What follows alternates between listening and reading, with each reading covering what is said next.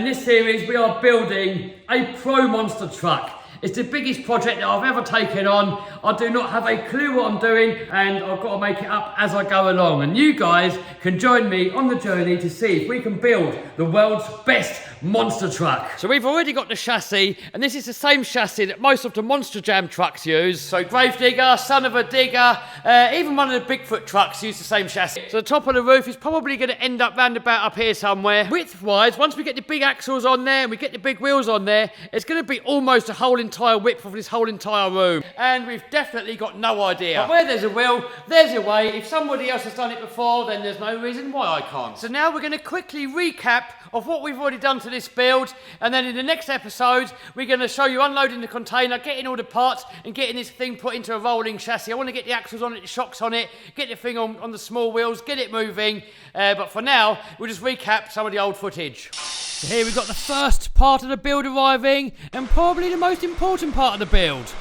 the chassis. So this is a CRD chassis, the same chassis that many of the Monster Jam trucks use. So here it is, freshly delivered.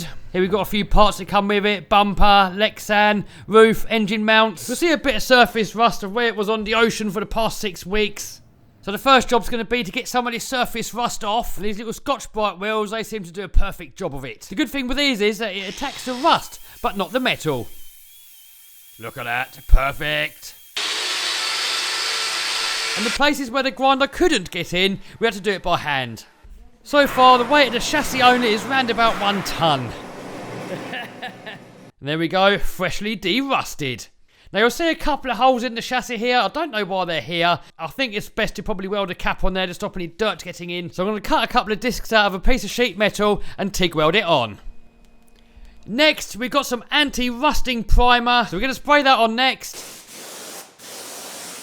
And next, we're going to temporarily paint it with some container paint. I want to get this chassis powder coated eventually, but for now, we've still probably got to weld a few bits onto it. So we're going to paint it for now, build the truck, then take it all apart again and get it powder coated at the end. So I did try spraying it on, but the gun kept clogging up, so I ended up painting it on with a paintbrush, but it didn't come out too bad.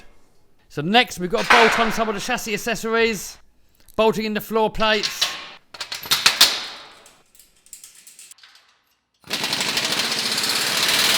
And the roof plate.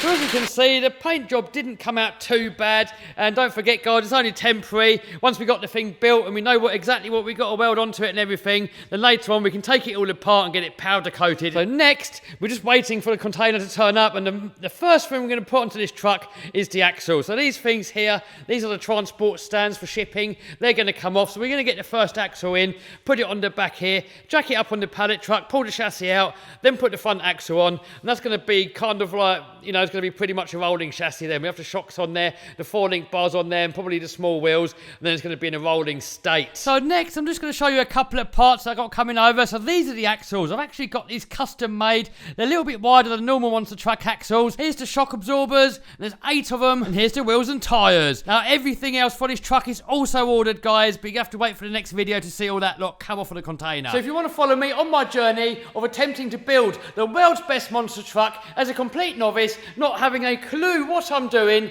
then hit subscribe, hit the bell, and you can follow me on the journey and watch me make a complete and utter fool of myself. But for now, I'll see you over on one of these videos here.